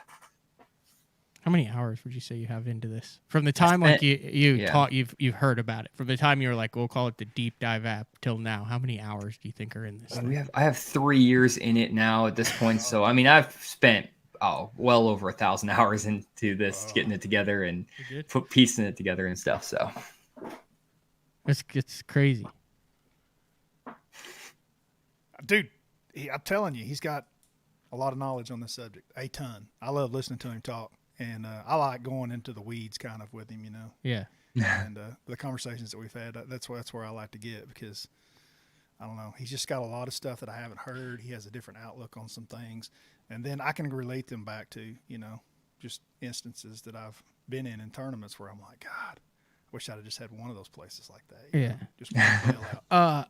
I know you're connected with the bass tank as far as electronics and getting all the wiring and everything set up on it, but you don't run like a 22 footer with a 250 on it, do you? I mean, you have a rather older vessel. Got an 05 Triton with a 150 Optimax, over 1,000 hours on it, and we're just rolling. We're just got that. It looks real nice with the bass tank wrap on it, but covering up all the old blemishes. But yeah, 18-foot boat. I like to just kind of keep it simple. I mean, you don't need anything fancy. Some days on Grand, it gets a little bit rough. To be honest, when it gets 30-mile-an-hour winds rolling from the right direction, like if you get that northeast wind rolling down that by Disney, it gets rough. But I mean, I like my little 18-footer. I get better gas mileage, and I think for me, I like to show that you don't need all the fanciest stuff. Now with graphs, bass tank set me up with everything. Mm-hmm. But some days, guys, I like to go back old school, and like I'll just throw on like a $700 fish finder. And I did this the other day just for fun. I literally didn't have anything on my boat because I was taking it in and out of the shop, and I just put a 9-inch Lowrance hook reveal unit on there and grabbed some marker buoys and went out. And I just went old school fishing style. I didn't want live scope. I didn't want anything. I just graphed over these spots with a $700 fish finder, threw the marker buoy around, caught 20 pounds. It was fun. Wow. So like, you don't need all this fancy stuff. And like a $700 fish finder, if you know how to use it, is all you need. I don't need a $3,000 fish finder to do what I do. It looks prettier. It's nicer. It's like you can watch the Super Bowl on an old CRT TV and you get the exact experience. You can tell who wins the game. You can see all the plays. It looks better in, 8K Ultra HD. But if you know what you're looking at, you can still watch the game. So that's kind of how I think about the electronics. Power wise, we had Scott in last month, and he talked a lot about how what we're running into is wiring and vessels and batteries that were not designed power shortage. The wires are not big enough. Like when they did all this stuff, it didn't exist. Right, that's correct. How are you packing all this stuff into an 18-footer? Like, what are you running? He's got the harness, lithiums with the harness and all that, or Darren over there at the Bass Tank is the best electronics installation guy I have ever met. He is insanely good. If you guys want electronics put on your boat, go to the Bass Tank, because literally I have the hookups in my boat for I think I can run 12 different graphs on my boat. I don't run them all at the same time, but I got cords for every type of Humminbird, every Lowrance, every Garmin. I got all the stuff. And the big screen TV to watch the Super Bowl while you're on the water. Exactly. So I can run one unit by my console, and I can run 3 units up front, so I can have a Lowrance, a Garmin, and a Humminbird. I normally only run one up front, one at the back at any time, but I have the wires. I have all the cables. So he rigged it for any electronics you could possibly ever want to put on the boat. So if you want to try something new, you just boom, you got them right there. Just boom. If I want to do a video on 360, if I want to do a video on live scope, I got it. So we have that. And they put dedicated power cables. They use the Bass Tank harness, power harness in there. They've, had to really finagle my boat, my little 18-footer, but they put dedicated, 0 gauge, big, thick wire through all those. They have, all those cables into each unit, so we get crystal clear pictures. And if they can rig up 12 different power cords, and I have 4 transducers off the back of my boat. So if they can rig that up and they can work on my 18-foot Triton, they can rig up literally anything. I promise you. Oh, have you ever heard of that? 4 transducers? No, but I know Darren, like he's talking about, and he's incredible. He is. And no, I've not heard of that. That's 4 transducers. I usually run 2, and I think I'm stepping out there, but no, not 4. Well, and then I got the. You run multiple brands, right? You run all 3 brands, correct? You may even run a 4th brand besides Humminbird, just Garmin, those 3. Humminbird, Garmin, Lowrance. What is the 4th brand? Like a Ray Marine? Yeah. Ray Marine. I don't know. Something I was wondering. Is there like a black market fish finder that I'm unaware of? You never know. We need to find that. That would be nice. I know there were some guys running the Ray Marine for a while. You can just order one while you pick up 6 of Brad's reels off of eBay. I got this 20-inch screen for $11.99. Hey, Brad, I'm a big fan of your reels. My reels, I run all Abu Garcia Black Maxes. I bought every single reel I run at Walmart. So I buy them at Walmart, and they work great. I love cheap reels because you guys know it's just like the screen philosophy you have, right? Yeah. Like at some point they do the same thing. You know what I mean? You don't have to spend $500. Like I've had guys hand me a $600 reel and be like, "Here, try this," and you're like, "Yeah, it's nice," but I mean, it doesn't catch any more fish. No, the rod is what's important. I mean, if you can get a good sensitive rod, $150 rod, a difference between a $50 rod and a $150 rod is way different than a $50 reel to a $150 reel. Like if you have a $50 rod, you're not going to feel a jig bite in 20 foot of water. But if you have a $150 rod, you will. But I can reel in a fish in both scenarios with my Black Max as opposed to some $600 whatever brand reel. Have you looked into any of the Japanese brand fish finders? Have you ever looked at any of those? No, a lot of those guys, when they come over, and maybe they're doing it just because their stuff's in meters and not feet. Because like if I went over there, I would be wanting my Garmin's bad because I wouldn't want to look at something in meters. But I know a lot of the Japanese guys fishing here on tour run. Oh my gosh, Couple that of brought units. back nightmares. I remember Marizo's fish finders. Yes. They used to always beep. They never stopped beeping for 14 hours. He turns them on, and every 10 seconds they go boop boop boop, boop boop boop, boop boop for 12 the entire day. You're shooting photos of them. You're watching them take fish out of the live well. Yeah. I don't know what they are, but they beeped constantly. Yeah. Like it got so I'm sure he drowned it. It's probably like having kids. You don't hear him cry after the first couple months. Well, I but just if know you're that a not lot of those used to guys it- have come over and have used those units here, but it may be because of the difference in meters and feet. Maybe it's to calm the nerves. Maybe you need that, Matt, in your boat, like kind of drown out all the extra noise in the background. That That's what he said. beep, We had, you know, it's we like had a, Matt Steffen's mental coach on. Oh, Katie. that's nice. Yeah, you need to go listen to that. She was on, and then she started a whole fishing program, like a fishing. I listened to it. Did it make sense? Yes, absolutely. Box breathing. Mm-hmm. Open-minded.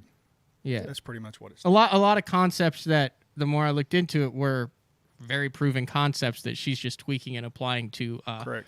bass fishermen. Absolutely.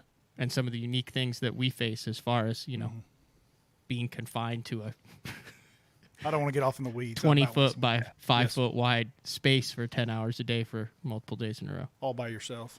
I don't think at all out there. Can you tell? So here, I got something I want to throw at you guys. This is something I've been thinking about recently, and I haven't really. I was so anti live scope for a long time. It was funny, forward facing sonar, because I always was like, I can catch them just as well without the live scope and stuff like that. And I would catch them really well. And I would always get annoyed when they would be talking about how live scope is the deal when like Jacob Wheeler won on Lake Eufaula, and they were saying, live scope was the reason he won that tournament. When his boat's pointed the opposite direction of the ledge, there's no possible way he could see those fish on live scope. And he's throwing, and he just marked them on side imaging, and even made a post showing the school on side imaging. He marked them with a waypoint and was throwing at it, the waypoint. So right. I got frustrated. But what I realize now is that I guess for myself, I don't see live scope as any easier to interpret than side imaging or down imaging, just because I have so much experience with both of those. But I think for the average angler, live scope is so much easier to comprehend and understand. And it's so much easier to see there's a brush pile, here's a drop, here's the fish. People don't understand how to interpret down imaging, side imaging very easily. I've had all my top videos that have like 1 million views. I can't agree with you more, Johnny. So this is what went on in my head when I first got the first bit of live scope. And it was in red and blue then. It was a little different looking, but it worked the exact same. Where it's just a different looking picture now, and a little clearer, but it worked just as well. As soon as I got that and started understanding it and working with it, dude, it instantly popped in my head. I was like, this is what Aaron Martins has been seeing in his head for the last 20 years. He side images it, down images it, and he's got it. Yep. I wasn't able to see it that easy. Does that make sense what I'm saying? But now 100%. I can side image it, down image it, turn around and drop the live scope, and I've got it. Like I've got it like Aaron had it. You know what I mean? Like I understand what I'm sitting around. I know to make a cast over here, over there, and up there on top on that little shell bed, and then I'm gone. Whereas before, I would have to fan cast around, years ago, and not completely probably understand what was going on. And live scope was able to speed up that learning curve for me. So you're right. Some guys just can't see it as well, and I was one of them. Well, I think that you're in the vast majority of people who struggle to understand, even now, side imaging, down imaging. That's my most popular topic on my channel is, where the heck is the boat? Why am I, what's this black space on the screen? Why is it the fact that I just went in a circle and this brush pile that's here on this part of the screen is also the same as the brush pile here? Like people get so confused by it. And I've honestly been getting to the point where I've been going out and just like on these small lakes, like Swepco over here in my area. You guys heard Swepco, it's Hammerhole. Right. I can just go out and drop the live scope and just go around with my trolling motor in a circle, and I can see the brush piles that have the fish, and I just basically just like sit there, look at the screen, and just go on my trolling motor, just like I'm graphing with my big engine. And Swepco's so small, I just can go. It's just easier just to get on the live scope and go. And I was thinking, for the average angler who doesn't have time to fish every weekend, learn their side imaging, learn their down imaging, I'm almost getting to the point where if you're a new offshore angler, it's not even worth investing in a unit on the back of your boat by the console other than if you want some depth back there. Like get like a cheaper unit and just get one live scope up front and just go use live scope versus learning how to use side imaging and down imaging and then also live scope. If you already know how to do it, that's great. And if you want to be a pro or like an open level angler, I think that learning side imaging and down imaging is really important because you can be more efficient. You can drive at 5 miles an hour and graph all this stuff. So it does have value. But if you're not wanting to go graph for 4 or 5 hours in a fishing day, honestly, I think it's so much better just to get, for a new offshore angler, get live scope, learn how to read a contour map, pull up on these offshore ledges and humps and all these structure spots, drop the live scope, scan around. If you see fish, awesome. If you see brush or whatever, if not, pull the trolling motor, roll. And I think that would make a lot more sense for just a new angler or someone who can just go like once or twice a month, maybe 3 times a month. Would you guys agree with that? Yes, absolutely. The only thing I would say is like you don't even have to pull. So like you pull up on that spot on an offshore map, right? And you start at the point and you don't see any fish. Just keep going down the sides. Like just stay on your trolling motor on high and just keep fanning left, right, left, right, left, right. Because as you know, that's the things that you're finding that it's the sweet spot that's not on the sweet. You know what I mean? It's not always on the very tip of the point. Sometimes it's up, shallower down the sides, off to the side, brush pile hanging out off the ledge, something like that. And you can find that very quickly and easily. Well, and if you get a new boat, or let's say you're a guy who gets a boat from somebody, most of them are going to have a depth finding fish finder mounted in the boat. So even if it's just a 7-inch Lowrance or whatever, just a unit off the back, instead of investing in a 12-inch unit on the back, 12-inch unit on the front, just get one. Like let's say you only have a budget of $2,000. Well, instead of getting 2 fish finders for $1,000 front and back, or 1 fish finder by your console for $2,000, just go get Garmin 93 SV fish finder or a Lowrance Elite FS or whatever brand you want to get, Humminbird, put it up front. It's a 9-inch unit. That's plenty of space. And then get a forward facing sonar, active target, live scope, mega live, put it on there. It's $2,000. You've invested in your electronics, and that's probably all you're going to need for years, unless you really want to get super serious about tournament fishing. That would be my recommendation. That's 100% 180 from what I said a year and a half, 2 years ago. Here it is, and I'm aware of these deals obviously because I change the Lowrance banners out on the Bass Zone website every month. And it was funny, as soon as you said that, I pulled it up because I was like, "Here's an Elite FS9 active imaging 3-in-1 with the free chart, the C-map reveal. So you've got the mapping on it, 9-inch screen. You get the C-map reveal, $1,000." That's exactly what you're talking about right there. Now you've got top mapping, you've got down imaging, you've got good 2D, you've got everything you need there. $1,000. Then you can get the forward-facing stuff up front, bigger screen, dialed in, and based on that discussion, that's more valuable. Yeah, or just get the Elite FS and the active target and skip the back unit. Just literally just get an Elite FS because I love that unit. It works great with the active target. Just get active target and Elite FS, put it up front, good to go, especially if you're not going to offshore fish all the time. If you're only going to do it seasonally, like in the summer or the winter or whatever, don't like invest me, in all the you're electronics. Put that money into power poles. Would you, Hallman, put power poles on the back and put live scope up front? Yeah. Gold. That's for the average angler. If you want to spend money, that's a great way to spend some money. I've told a lot of people that, and I don't think they believe, but like the power poles make more money than the grass for a lot of guys. They really do. Yeah. Those suckers make money. Yeah. For sure. Dardanelle. Learned that at Dardanelle once early on when power poles like just came out, like 07. Yeah. Like when you would pull up to a gas station, everybody was like, "What is that on the back of your boat?" T-shirt cannons. We had an Elite Series at Dardanelle. I think I made the top 12 that week. I know I did. I made it because of the power poles.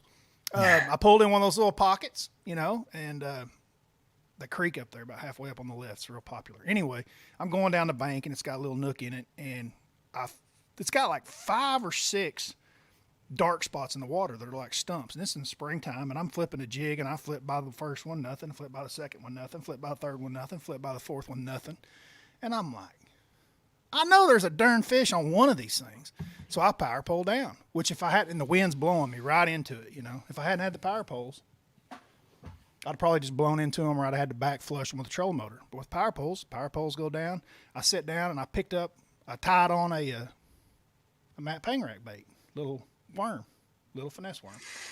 And I flip it next to that stump. There was a fish on every stump, and one of them I caught two of them being 4-pounders. And I just put a jig on every one of them, and nobody bit. Nobody. Put a little worm in there in every single stump. The power of power poles. Wow. Yeah. It was impressive. That's something people don't do enough. I love fishing stumps on Dardanelle. That's one of my favorite ways to catch them on Dardanelle, actually, is fishing that stumps. was springtime. They had spawn and love on their mind, and little hard part piece of wood. It was good. Yeah, I know the Ross Barnett results didn't show it for me, but I used them multiple. I mean, you know how windy it was there. Yes. I would literally just pick them up and put them right back down, and I'd be 5 foot forward. And then I'd start to use them for bottom hardness, how far they'd go down, and it feels soft. If I could hear anything, if it was a hard bottom, I knew really, really, really fished that little stretch there. But all right, we did it again. We're an hour and 40 minutes into this thing. I'm almost scared to jump into any other topics. I think we save it for the next time. I thought it was great having you on, Johnny, and having you in studio, Brad. Yeah, I enjoyed it. I always envision. Yeah. You got anything Always else? fun talking to you guys. Anything else, Johnny? No, just check out that Deep Dive app, guys. You can go to deepdiveapp.com for our website, or just search Deep Dive on the Apple App Store, Google Play Store, and check it out. There's a free version. You can see one bait. And if you guys just want to help support the idea of analytics and fishing, kind of like Moneyball for bass fishing, that's kind of what we're trying to do. And the app right now gives really strong recommendations, and we're working on improving it every single day. So, just getting your support, subscribing, helps us continue the project, continue working on it. And, I'm doing Fish the Moment videos, trying to help you guys there, the app. So trying to stay busy, but hopefully you guys are enjoying the content if you watch on Fish the Moment. If you want to learn more about electronics too, just go to Fish the Moment on YouTube.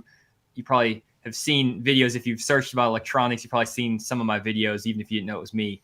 So yeah, hope you guys are enjoying those. And thanks guys for having me on. It's always fun talking to you, Brad, and you too, Matt. Banger show. Banger show. All right, see you, Johnny. Yeah, see you guys. All right, that was Jonny Schultz from Fish the Moment. Like I said, I wasn't trying to. I got a couple texts and saw some messages. I wasn't trying to say you guys are wrong or anything. I 100% agree you guys are right on the way. That's how a lot of the best guys in the world do it. Yeah, I was just trying to prove the point that Johnny is really good at it. And I can tell that from conversations with him, that he talks about things that other people's don't. And I know that his philosophies do work at a high level in tournament fishing, because they're playing right now today. You've been good about talking into the mic the whole time, but I got you cranked up. Woo! Now there you go. You got to make love to the microphone. Check 1 2. Now you're going to blow everyone out. You got to make love to that mic right there. Yeah. I've been monitoring the inches from. I've always been that way. Marcus when Mark was in here, he'd be like, "All right, Hallman, I got your microphone on 5,000." Yeah, I haven't had any complaints on the instant feedback, but one of the shows we did that was 2 hours, I had to go in and manually adjust your volume every time you talked. I was like, let's not do that again. That was a great show, dude. I always enjoy visiting with Johnny. I want to get in the boat with him sometime. We've talked about it. I was meant to be. I was supposed to get in the boat with him this week, and I've just got some maintenance issues on mine that I'm not going to get back. And then we leave for Oneida, and then we do Kurt Dove's youth camp in Oneida, and then we go to ICAST, and then it's the end of July. So we made plans the end of July to go to 10 Killer. It's awesome. And he's going to do his thing, and I'm going to do my thing, and then we'll basically have a little competition. He does some stuff on his channel. I think it's I don't know. He does some one-on-ones in the boat. Yeah, whatever he wants to do, I'm in on it. Yeah. And then we need to also film one together. I had an idea for that. If you're still down with that. Okay. Maybe I need to just not film with anybody and get in the boat and graph for 5 days. Is what it sounds like. He's really good at it. I would. That's what I'd like to do, is just get in the boat with him and just spend a day idling, and then go back at the end and see what we can pluck. Would you rather spend a day in the boat with Jonny Schultz in the summer offshore, or in November on Fork with Randy Blockett and no electronics? I think you could learn a lot either way. Blockett on Fork? Why? Well, why just a Blockett guy, on Fork? just someone. I'm just talking about just the juxtaposition of the electronics, no electronics. Oh. I don't know. I'm really good at turning my stuff off. And I using know. a raw You do tip that for a it. lot. I do it a lot. The last So definitely 3 or 4 little jackpots we fished didn't even turn the unit on. Yeah. And it was throwback. It was awesome. Yeah. That's how I like to fish. Yeah, I need everybody to buy grass and start fishing. Did you have The when you entire won? When you won in, let's see your wins. Let's go through your wins. Florida, not graph related. No, definitely everything was turned off. Spotted bass one was a little bit, wasn't it? 100%. I was over 135. Not 100%. Last day was it? Didn't you? No, last day was not. Didn't you turn it off and not rely on it? No, never turned them off. Oh, you never. Not. No, but no. you weren't watching them, were you? When you did the largemouth thing with the spinnerbait and made a game decision call that we talked about No, the guys. there was fish in the grass that day. Too. Oh, there was. Okay, so that Center was of those ditches. It's herring ditches. Yes. Graham, the one you won on a Sight a fish. spook and sight fishing. It was 99% sight fishing. That was a Yeah. sight fishing. So derby. that wasn't a electronics deal. No, that was not an electronics deal. But the wherever the other one was, I keep wanting to say Hartwell. It's not right. Whatever, Lanier. 100% live scope. You see the big balls underneath there. You can see the fish that underneath the marina. Yeah. All right, last chance I'm going to get to probably talk with you with the listeners before we head to Oneida. Staying in a house, me, you, Upshaw, John Sokup. Should be a good one. I feel like you know how to fish Oneida. You know what I mean? Like I feel like you're very confident there. This is like the 4th of July in my life that I spent up there. Yeah. I was thinking about that the other day. Like we end up there. Were we up there on the 4th last year? No, we were up there in way later. Okay. Like September. It might have been after Memorial Day. Well, then maybe it's not 4, but I've spent 2 or 3 4th of Julys up there in Syracuse. So yeah, I feel comfortable with it. I like it because it plays both. You know, I mean, it's primarily a smallmouth fishery now. There's still a few largemouth, but it's it's not a great lake. It's shallow. It's got aquatic vegetation everywhere. I like it. It's a good place. And I didn't have a horrible tournament up there last year, but I didn't have a good one. I'm ready. You were real close to having a good one. I'm ready for some top 10s. I think this week might be it coming up. God, how about we just have a 4-bagger? I'm thinking a couple of guys, at least maybe 3 out of the house. Top 10. I am. I'm not going to look at the standings. I've already decided this, and I'm going to take not risks, but I'm going to do what I think I need to do for a top 10. Okay. I'm at that point. Saying You're in position. Like you're saying it changes your practice? Yeah. Okay. Yeah, it 100% changes my practice. Okay. I mean, I still know what I'm going to do, but here's what I'm going to do. Once I know what I plan on doing is going to work, instead of fine-tuning it, yes, based on this show, based on talking with you, based on what I saw at Oneida last year, I'm going looking for the needle. Needle in the haystack. Yep. Okay. And if I get comfortable with what I think I want to do within 2 or 3 hours, then it's 4 days of looking for the needle. Because I'm not just going to throw it away and say, I went out and tried to catch a 20-pound bag. I'm still going to stay within my system. But once I feel comfortable with my system, whether it takes a half a day or 3 days, needle in a haystack time. And I haven't done the needle in a haystack thing very much in the opens. A little bit. I mean, I did it in Florida. It worked out. I caught a 7.5 pounder in the last hour. But I wish I would have figured out in our last event what I figured out at day 2 of the event at 1 o'clock. I wish I would have figured that out at 1 o'clock on the first day of the event. It's interesting. We had Nick LeBrun, who finished second in that event on yesterday, and I told him on the show, I said, hey, Bradley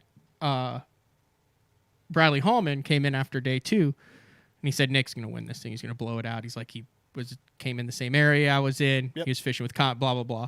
And he goes, yeah. He goes, I thought I was going to work in there. He goes, and I saw Brad in there, and he said he was one of the only other guys who actually understood what was going on. And he's like, I would watch everyone else fish through there and realize that they didn't know what was in there. And he said, I immediately could tell by the way that Brad was fishing that I had competition in that area because he recognized what was in there. I could tell that just by the way he was fishing and his boat movement. Yeah, he's correct. He said a lot of guys buzzed it. Not buzzbait, but just buzz through the area. And he said you could not buzz through that area and get bit. No, he knew what was going on. So did I. But I didn't really figure it out till day 2. That's just part of fishing. But hey, you figure that out on day 1 or just a little bit late in practice, and maybe it can play. That's what I would have been. He's been so hot, dude. That guy can't do any wrong. LeBron? Yes. Yeah, $345,000 since October 7th when he won on Grand.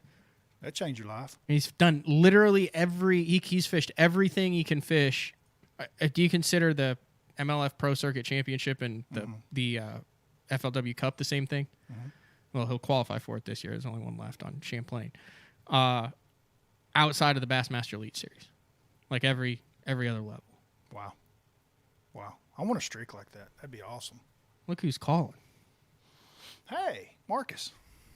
We'll call him back. We got some stories. He bowled next to Pete Weber in the Senior Open qualifying. I heard about this. He bowled like in the lane next to him. Said he was extremely cordial. Pete was coming off of a little bit of a social public display of affection. I think he got kicked out of like the U.S. Open qualifying for yelling at another competitor's wife in the stands. Classic bowling. And don't even get me started on Live Golf and what the PGA Tour is doing to answer. Like, it's following the Elite Series BPT arc of events and what's happening. It's crazy. It's like I wish that like what will happen next, because I would bet on it, because it's whatever happened between MLF and Bass is going to happen between Live and Live and the PGA Tour. Just add a couple extra zeros and a couple extra zeros. Yeah, sure. and maybe some what do you call that? Like social, like the Saudi blood money deal. like that doesn't exist in the fishing. So it just depends on like your moral compass. But like Greg Norman likes to point out, a lot of the companies that support the PGA, it's the same thing. That's all I'll say.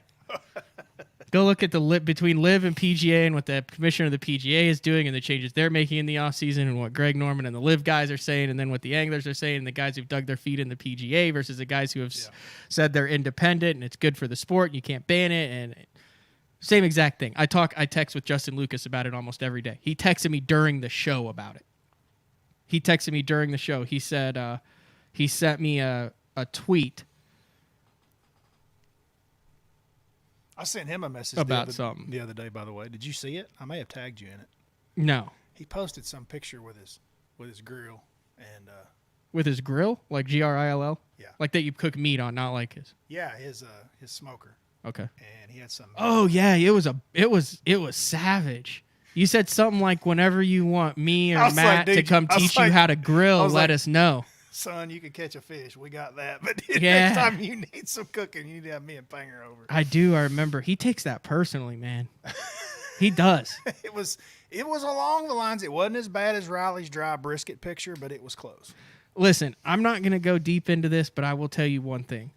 The meat cooking device industry in the professional fishing world, between portable and gas and charcoal and pellets and who's sponsored by who, like I mean, Mike McClellan's throwing out some barbs, like hashtag charcoal is better, things like that. I mean, just some side, we got to get in on some of that, because you and I have got to be in the upper echelon. You got Bertrand with one, you got Polinick with one, you got Lucas with one. They're all out there.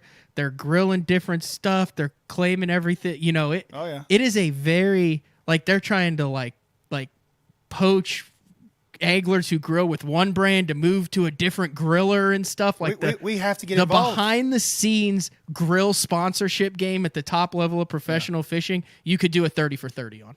We've got to get involved. It's savage. We have to get involved. Dude, we have to be in the upper echelon of cooks. I've traveled and roomed with a lot of these guys. I promise you. Listen, if you think that I'm a good cook, that's because you've cooked with a lot of different guys. You are a good cook. Really good. We could do this. We could get this done. Well, we tried it before with I have to get some more of the seasoning.